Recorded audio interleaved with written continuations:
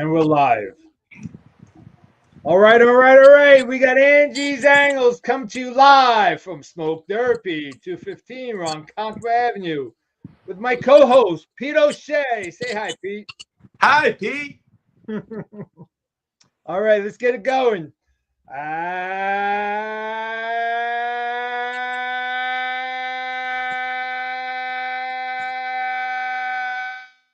Good evening, everybody, and welcome back to a Major League Trade Deadline recap with Angie's Angles and Pete O'Shea coming to you live. What's up, Harold? How are you, my friend? Harold, what's up, brother? Harold, you got to chime in. Are you happy with the Cubs' inactivity? I want to hear your concerns over there, buddy. Yeah, they were pretty quiet, weren't they, the Cubs, compared to Mets, Padres, all the other contenders? Cubs did a little, but not much. Yeah, Harold, what was the one trade that they did, bud? They got a starter. They got a starter from somebody, but he was, Harold, fill us in for the Angie's Angles fan base. Oh, you got 5 guys today. None of them hit my wire. Who'd you get? Larry Moe and Curly? The Yankees made 14 trades today, but only got 2 guys out of it. The rest was all silverware and coffee. I mean, listen, the Yankees did what they had to do and got Bednar. I mean, because Pete Alonso ruined Devon Williams. I mean, he just absolutely destroyed the guy's confidence. Yeah. And the rest of that bullpen was shot too, which is why the Phillies, the Mets, everybody, we're going to have mega bullpens in like every contender, buddy. Every team's going to have 4 or 5 closers in their bullpen. Nick Troiano's joining us. Hey, good to see everyone. My Mets won the trade deadline and screw the White Sox for the asking price for Louis Robert Jr. Glad we pivoted to Mullins. So let's talk about that, Nick, real quick. Thanks for having us segue into that combo. Thanks, Nick. Cedric Mullins is a New York Met, and we finally get a center, not the center field that I was wanting. I wanted Duran I wanted. But unfortunately, the price was over the moon. And rightfully so. He's a one, I wouldn't say he's a once in a generation player, but he's got major upside. He's still young, still team controlled, etc. But Cedric Mullins is not that far removed from a 30-30 season. Now, granted, what's that, Pete? 21. Yeah.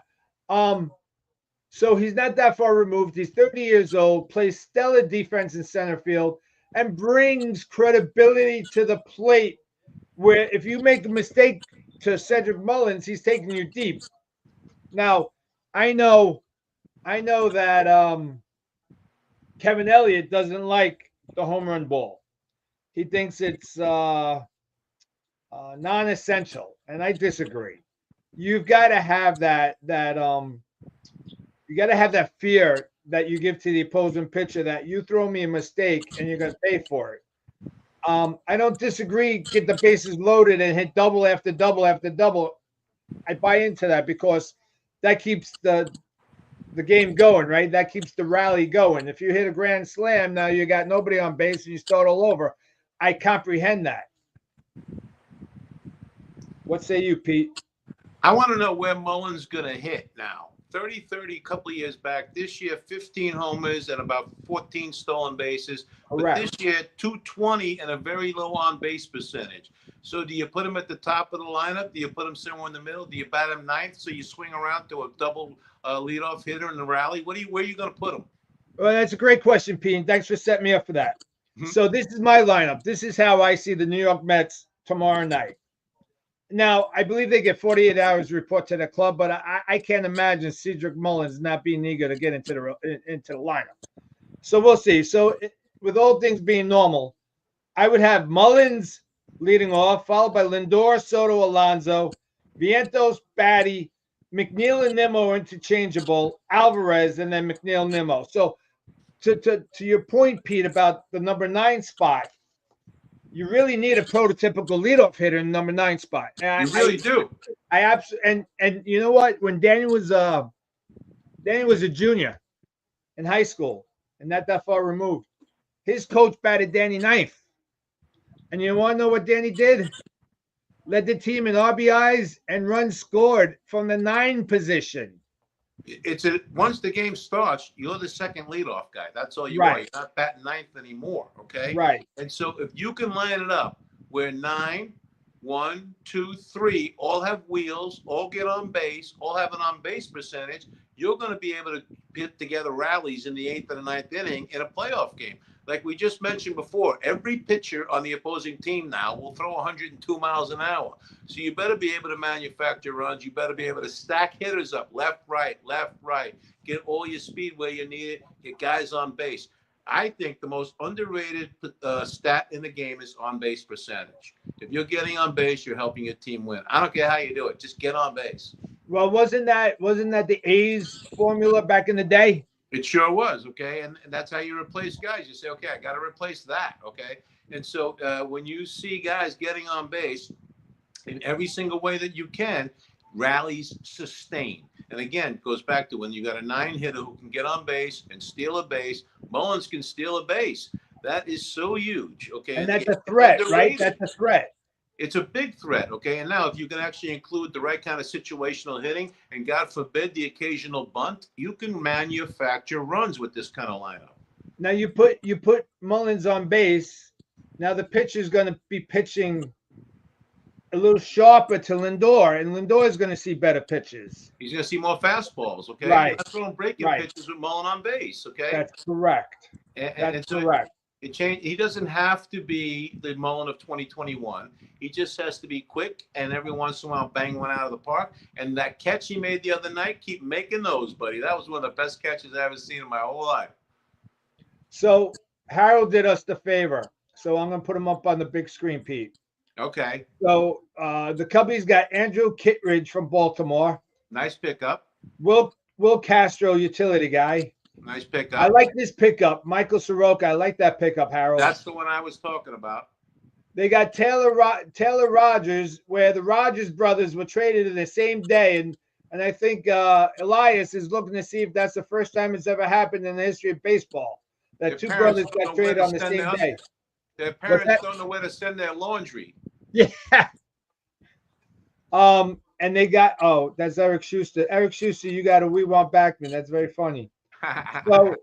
So the Cubbies apparently were active, but they didn't hit the big board, Harold, in New York for some reason. I got a question for you that we just talked about off air, Ange. The Padres may have been the biggest buyer of all. How is that possible when the ownership is in receivership and they keep borrowing money from the league? How is that possible? You know, it's got me scratching my head, right? How all the finances work, and maybe we need to bring Brett Milletter onto the show. He's the one that opened up my eyes to the baseball business. You know, he told me that Steve Cohen breaks even right around Father's Day, and then everything else is cake for him moving forward. You know, that's a great question, right? So Major League Baseball had to bail out and cover the payroll for the Padres, predominantly because they lost their TV revenue because and so did the Diamondbacks. The broadcast company went belly up and left them all hanging, even though they had multi-year contracts for millions and millions of dollars. So Major League Baseball had to step in. Yeah, how do you do that, right? But I guess, you know, it's within the bylaws or the rules and regulations. Otherwise, it wouldn't get done. And while we're on the Padres, holy crap, dude! They got O'Hearn and Laureano from the Orioles, both having career years at the plate, and then they get Miller and J.P. Sears from the A's. They stacked up, and so did everybody. Look who we got. Who's the 8th inning guy now for us? Helsley, or is it Rogers, or do you just back them back and forth? You know, and we talked offline. Stanek is quoted today saying, with the moves we made, they're going to bring me in the 4th inning now because I can't compete with those guys. But that makes sense. We also talked it beforehand. Clay Holmes is about to get to his innings ceiling. He's a relief pitcher his whole career. He's not going to be able to go more than 3 or 4 innings the rest of the way. Him and Stanek now become a starter, quote unquote, together. You can literally meld them together as half a person each till McGill gets back. Okay, because that's the way you're going to have to do it. And then at the end, how will Mendoza put this together? He's never had a bullpen like this, Ange, ever. He's got 2 lefties now, 2 righties, and a closer, and all these guys. Does he know how to manage that properly? Will they all get the right roles? You know, it's going to really test Mendoza's managerial abilities. And I'll hold judgment for right now. You all know how I feel about Mendoza. Who is this guy? And we're really going to see how he starts to manage. And hopefully our pitching coach will step in and really be the pitching guru that he is. I want to recognize Clark, my brother from another Mark Brooks. You guys are making me try to stay And Clark, Pete. This was an unparalleled, unprecedented trading deadline. More teams than ever think they're in contention. The Angels, the Reds, and the Royals were all buyers in this deal. Well, we talked offline about that trade that the Reds made, and financially, this made really 0 sense from the Pirates' viewpoint, right? Because Hayes was very, very controllable. I think he's got 5 years left of team control. At nothing, okay, and he's one of the best defensive third basemen, and he can if not the best in the game, right? Absolutely. Now, they had a -4 defensive rating on the Cincinnati Reds at third base. He's a +14, Pete. Wow, what a pickup! +14. That saves. brings you 4 or 5 games down the stretch. Absolutely. And mark my words. Moving to Cincinnati, it's not that far of a trek from Pittsburgh, but getting into that ballpark with that renewed energy, getting out of the doldrums of Pittsburgh, and I'm not putting anybody from Pittsburgh down, but let's call it what it is. They don't spend money over there in Pittsburgh. He's going to blossom. Watch his bat. Mark my words. We'll be back in about 2, 3, 4 weeks, and we'll see how he's doing. All right, so which of the Mets guys do you see the same thing? The guys we picked up today, we got Helsley, Rogers, we got Soto, Mullins. Which of those 4 guys is going to have the same kind of reaction here, where they came from doldrums and now they're going to be light in the bottle? Which of the 4 guys? Well, another good segue. I'm going to hope it's Mullins, and for this reason. Pete and I were talking offline before the show started. Can anybody tell me or guess? Hey, Nick, how about you, buddy? You could maybe guess. Mark Brooks, you too. You guys are big Met fans. What is the Met team bat? Well, what is 1 through 8? What is their batting average for the month of July? I'll give you a minute to give me some answers. Everybody go ahead and put your best guess up. And after how hot the Mets offense was a couple of months ago, you'll be surprised by this number. I mean, and once they reveal the number, understand that we're still a half game in first place is nothing short of one of Pete's miracles over there. Let me tell you something. No doubt about it. You have to give this team a lot of credit for its resiliency. It looked like they were going to tank a few weeks back. They started falling into second place, and they bounced right back. And now the ownership stepped up and said, okay, you guys bounce back. We just got you 4 players that can help you win. Now go do it. It's just that simple now. Mets have no excuse now. They have one of the best bullpens in the game. We talked about it. They have a big 3, Manaea, Senga, and you'll have Holmes. You'll have Peterson. You have plenty of everything now. Now go do it, right? Go make it happen. Nick Troiano. You win. That's right. The Mets, 1 through 8, their batting average in the month of July is .220. Wow. .220. And let me read you off some individual numbers, if I may. Go ahead, please. Alonso batting $140. Lindor, 200. Here's the surprising shocker. Soto, 200. Wow. Nimmo, #Nimmo sucks, is batting .260, believe it or not. Mark Vientos is getting hot, batting .270. Batty, even though he's hitting the occasional home run, is only batting .222. McNeil is down to .220. And Mauricio got hot, and he's batting .270 in the month of July. And this is all the month of July, and yet we are still a half game in first place. All right, so then let me ask you this question, Angie. Are you happy they held on to Vientos? There was lots of rumors he was going to go. They were looking to upgrade possibly at third base. They were talking about Suarez, a couple others. At the end of the day, they held pat there. Vientos, Mauricio, Beatty, these young guys are going to have to step up. You feel good where we're at with that? Yeah, listen, Kevin Elliott opened up my eyes last year to Mark Vientos. Kevin Elliott absolutely slaughtered the Mets and said they kept the wrong third baseman. They gave the job to Batty out of spring training and sent Mark Vientos away. Mark Vientos gets called up in May, maybe late May, and winds up hitting 27 home runs. Now, there's always that sophomore jinx, right? And that's what's affecting Mark Vientos. But I think, and I want to bring up another thing. I believe that Mark Vientos has refound his swing. He's going oppo, and he's going oppo with authority. That's what I was going to say, too. He is stepping into the pitch now and going the other way with it. Absolutely. And Tatis robbed him the other day, or he would have had 2 home runs. Now, Mauricio, okay? Yeah. So I'm a student of the game, Pete, as you know. I taught Danny his swing. I've taught many kids their swing, and nobody knows that person's swing better than the person that taught you that swing. Keith Hernandez was famous for saying whenever he got into a slump, he called his dad up because his dad is the one who taught him his swing, and his dad knew his swing better than Keith swinging the bat. That's right. And that's a fact because you can't see yourself. You can't see the little hitches when you're swinging. You think you got that swing down, but you don't. Somebody got a hold of Mauricio, and I'm not sure, but I think they're pirating Angie's angles because I brought this up. And I said, that kid's collapsing. He's falling on his back leg through the swing. Now, if you see Mauricio's last 2 home runs late in the game, the 7th and the 9th inning the other nights, he's erect.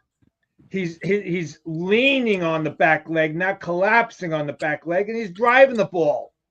And somebody got to him. The last 2 nights also, he kept his head down and almost on his chin, okay, like Pinella used to do back in the day. And yes. You see Mauricio, when his head is up, he's going to flail out like that. When his head is down and it's almost at his shoulder, he's going to stay in. Mark Brooks is asking the question, did any other teams ask for Minnow? He goes Brandon Nimmo Minnow. It's very funny. McNeil and Sterling can platoon. I don't think Nimmo was part of any equation, Mark, of getting traded. He's almost, sadly enough, the face of the franchise with the smile and the hustle and the this and the that. You all know how I feel about Brandon Nimmo. And much to my chagrin, as the anti-Nimmo guy, he's actually batting .260 the month of July. So I have no merits in my comments. Well, let's always remember this about Nimmo. He's going nowhere. He's signed for 5 more years, 6 more years, locked in at a very reasonable price. You will not be seeing him going anywhere. You call it reasonable. I call it overpaid, Pete. For today's economics, though, for the left fielder that's going to hit 30 home runs. You're not wrong. I just don't understand why we couldn't have gotten another outfielder, right? And there were plenty of them to be had, i.e. Laureano. Nimmo's dealing with the plantar fasciitis, if I pronounce that correctly, okay? So we could have certainly very easily, and Nimmo's got no arm. So let's also remember that. So we could have easily made Nimmo our DH. Yeah. Now you had a bona fide DH, and if you wanted DH, Nimmo and Marte, depending on the lefty-righty on the mound, that's an option, right? Because Marte's bat looks like it's coming alive a little bit, and we got to see what we get out of him. But if we gotten one more bona fide outfielder, then you had Soto, Mullins, and whomever in left field. But now we're stuck with Nimmo, and I say stuck, you say good, I say goodbye, you say hello, right? A little Beatle reference for you, Pete. You know who I wanted still? I wanted the kid from Oakland, Soderstrom. He plays left field for them. Big Pat. Power bat, can DH and play first base too. Very cheap he would have come. He would have been the last piece, I think, to a puzzle that would have got us there. One more starter would have helped too, though. One more starter would have helped big time. So Frankie Montos ain't going to get it done, okay? And we really, with Senga can't go more than 4 or 5 innings, we really don't have an ace. The thing that I take away from bolstering our bullpen, which is now top 3 in baseball, in my humble opinion. The thing that I see now is our starting pitchers, don't need to be too fine anymore. They could throw the ball off the plate and try to get swings and misses.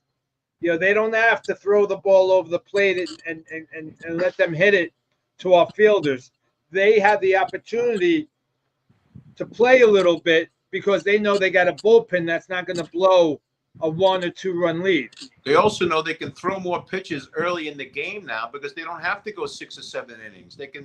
There's more than enough bullpen now to just get 4 or 5 innings out of it, especially in the playoffs. 4 or 5 innings, quality pitching. Like you said, don't throw nothing down the middle. A couple of walks is better than a home run.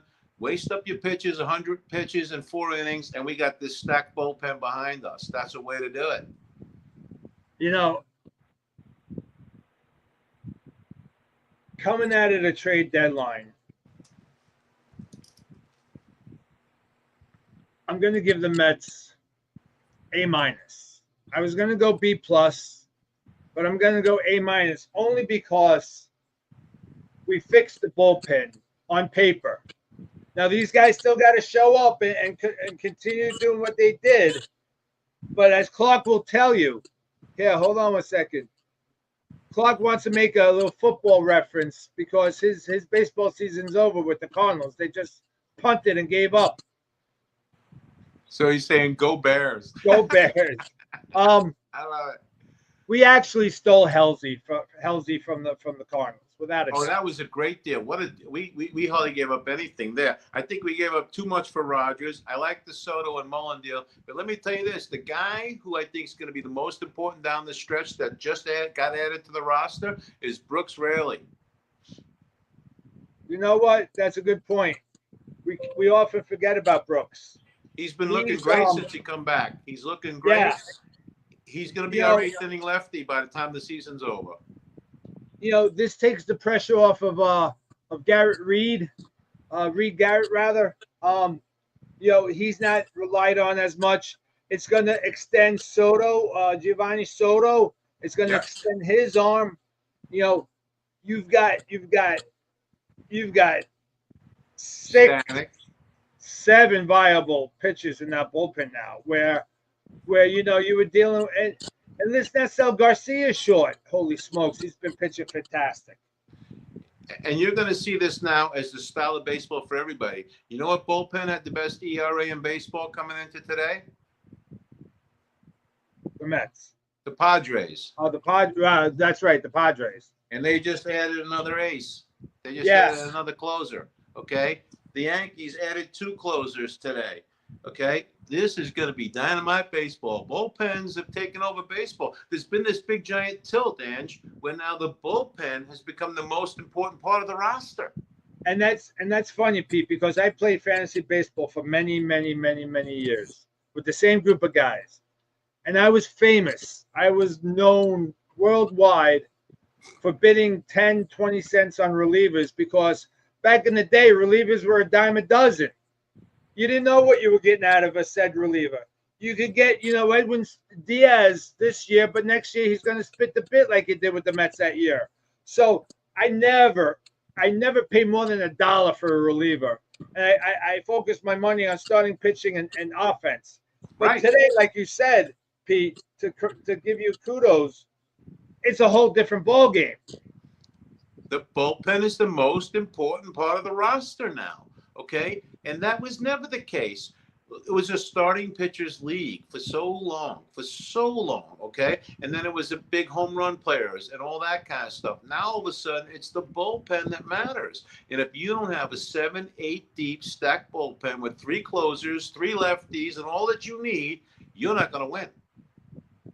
We were talking offline, and I said how I feel like baseball's been watered down when it comes to the playoffs because your starters go 2, 3, 4 innings if you're lucky, and then it's turned over to the bullpen, like we discussed, right? So you bring flamethrower after flamethrower. Some arena if you want the lefty righty look and everything else to try to get the hitters off balance. It's kind of bothers me because you're not watching a pitching duel anymore. You're just watching who's gonna peter out first. Exactly. Right. Who's going to give the dumbest move and make the 3-run home run? Listen, before we run out of time, I want to pepper you with a fire of questions. And after the deadline, are they or are they not a contender? Okay. Sure. All right. Seattle picks up Suárez and Naylor. They have the best rotation of the game. Are they now the best team? They're definitely contenders, Pete. Okay. Padres, they pick up all that offense, a starter, and a bullpen. Where are they at? Padres have been in the money up until this point, and they just quadrupled their potency. Can they get past the Dodgers in the West? I think the Dodgers. Now you got the Ohtani little hip flexor going on. He was pulled from the game he was pitching the other night. They said it was cramping, but you got to keep an eye on him. He's down to, I think his batting average is down to 266, if I'm not wrong. Okay, so the Dodgers are vulnerable, is what you're saying. Right. Okay, how about the Blue Jays? They pick up a big arm for the bullpen and Dominguez. They get Bieber from Cleveland. Where are they? Are they a contender? The Blue Jays are going to keep the Skankies down. They're not even going to smell the Skankies. The Yankees picked up Duvall, Badir, Bird, McMahon. And you're telling me that Toronto's going to get past them? Well, Toronto's currently past them. All the way in the playoffs? Yeah, the Skankies still lack offense, especially if Judge winds up DL for a lengthy time. Okay. Again, Rangers picked up Merrill Kelly. They had DeGrom and Eovaldi. Where do they stand? Are they contenders? I have no faith in the Angels. Okay. No, not the Angels, the Rangers. The Rangers. I mean the Rangers. I'm sorry. Okay. Yeah, the Rangers. No faith. Phillies picked up Durán. They now have a big-time closer. Is that where are you with the Mets? Yeah, and plus they picked up Harrison Bader, and we all know when Harrison Bader plays against the Mets, he produces. So it's a concern. All right, and finally the Tigers pick up Finnegan and Paddock, two more good pitchers. They have the best record in baseball. Yeah, Tigers. It's the Tigers to lose. The Tigers could only beat themselves. All right, so who right now stands out as the leading team to win it all? I hate to say it, but I think the Padres. Wow.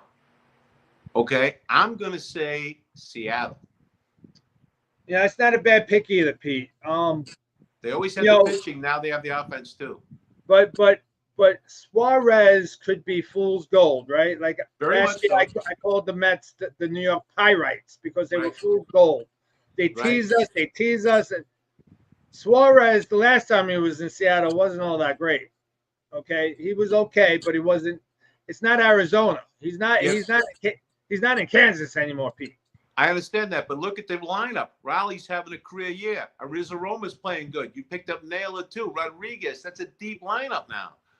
No doubt about it. But as long as these guys that they picked up continue their pace, and Raleigh. Is he real, Pete? What's going on with this guy? Holy cow. He's not the only one. You got a half a dozen guys having career years we all never heard of before. Right. Okay, and most of them got traded today, for Christmas sakes. So will he hold up? We don't know. But I'm telling you, this is one of the best Major League Baseball dog days this summer we've had in a long time. There are plenty of contenders. There's plenty of teams that can win it all. There's plenty of teams that loaded up today. It's going to be a lot of fun. It's going to be the dog days of summer are going to feel like a cool autumn day. It's going to be crazy. It's going to be intense, without a doubt. And I have to be honest, and maybe this is me in my old age, but I was not a fan of the extended playoff format. I was anti it. Either you win your division, because I couldn't stand a team that made the wild card had the potential to win the World Series. They didn't win their division. Too many. One wild card, not three. But it leads up to today, Pete. Right? It produced what happened today on the wire. Right. Exactly. So as a baseball fan, it's like Christmas all over again, for God's sakes. Like every 2 seconds, a new trade was being made. Like, holy cow, how'd they pull that off? I put a notification on my phone to beep every time there was a trade, and I just put it in my pocket. I had a great afternoon. That's very funny, Pete. If you know what he means. If you know what I mean. All right. That's do I have funny. time for my trivia question for the week for you? Yeah, sure. Go for it, Pete. All right. This week, as you saw, there was a game where the guy got traded right in the middle of the game, doubleheader, and he went over and he pitched for the other team in the second game. So that put me to the mind to this question. Who is the New York Met who played in 2 different games on the same day? I know got a hit in both games. I know the answer. Let's see if our fan base does. So what New York Met switched dugouts and played the second game of the doubleheader? No, I don't think it was for the same team. I don't think he had to fly. Okay, so this situation was he played for the Mets in the day against the Cubs, and then he flew and he played that night. He got there in the 6th inning, and he got another hit that day. My apologies. Okay, so he got 2 hits on the same day for 2 different teams, and the first team was for the Mets. Who is that guy? Right.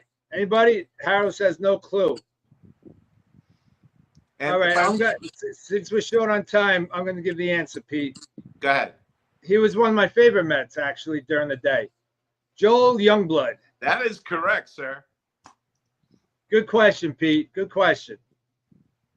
Where did he go? To the Expos, right? Yeah, and he actually forgot his passport, and they had to sneak him into the country. That's why he didn't get there till the 6th inning. Oh, that's so funny. All right, guys, we're at the prayer circle time. Yes, Mark Brooks, you're a little late, but you got it, brother. All right, this week we're praying for Harold, Dawn Squared, and your friends Carol and Bob. Scott Tobias, we're praying for your mom and your wife, your son and yourself for surviving that horrific car crash with a couple of scrapes and minor bruises. God is good. Praise God. Linda, Grandma Stein, we're praying for your dad and your family, young lady. Mark Brooks, as you, Tony, and the Brooks family start to create new memories in that beautiful house of yours that was tragically taken from you from a stupid-ass arsonist. May you guys develop and create new memories. And Mark, I think I saw a picture of a new dog. You got to fill me in on that. Kevin Elliott, as you face your health challenges down there in Florida, and sometimes when you and I debate, I question your mental status, my friend. Oh, Kraus family. That ain't right, Kev. I'm with you, buddy. Kraus family, we're praying for you guys. Clark, we're praying as always for your brother-in-law Brad and your sister Trish, my friend. Deb and Lee down in Maryland, we're praying for Lee and all his results come back positive. Marianne Bello in Las Vegas, we're praying for you and your mom. Larry Levy, as your wife Frida remains in remission. Mr. McGowan, sir, we have your 6, my friend, and programming note, stay tuned. Angie's Angles is going on the road. We're going to Massapequa, New York, and one Mr. Jim McGowan is going to be my co-host with the most hosts. All right. Big John in Smoke Therapy Lounge. We're praying for Cousin Rich, Phil's Nona, Brother Angelo's friend Dave. My good friend John Vitale here at the lounge. We're praying for your quick recovery from your neck surgery. About 3 weeks ago, he had surgery, and he's back at the lounge being his normal self. Mike C., we're praying for your dad. Ralph, my friend, we're praying for you, sir. Clark, we're keeping the prayers up for Kennedy, your daughter, on the loss of her beloved dog. Pete and Shani down there in Florida, we're praying for you guys as you embark on this amazing, wonderful opportunity. Pete, I haven't shared the news yet. We'll do that maybe the next time you're on the show once we get a little bit more solidified. Yeah, we have a big announcement next time, yes. Angie's Angles has big news coming down the road. And we're praying for all the residents that might be affected by this 8.8 earthquake over in Russia with all the tsunami warnings. Thankfully, it seems like nothing tragic happened. I did see the sea level rise slightly, but nothing dramatic or chaotic. Pete, you got anybody you want to throw on to the prayer circle? Yes, I do. A dear friend of ours, Jess, he has been dealing with brain cancer, and she keeps making comeback after comeback, and she's still going. So, Jess, we love you, and we're praying for you and the whole Johnson family. We're praying for you, Jess. Angie's Angle sends their best. So, Pete, this was wonderful. This was fantastic. I think we really are starting to jive. We're starting to compliment each other. I'm looking forward to a ton more with you, my friend. Thank you for your time, your energy, and your input. Thanks for everything. What a great day today for Major League Baseball. If you're a baseball fan, today was an awesome day. Today was Christmas, your birthday, and Father's Day all wrapped up in one, and Mother's Day if you're a woman baseball fan, for God's sakes. This has been Angie's Angles coming to you live, as always, from Smoke Therapy 215, Ronkonkoma Avenue, Ronkonkoma, New York. Good night. God bless. Everybody. We love you.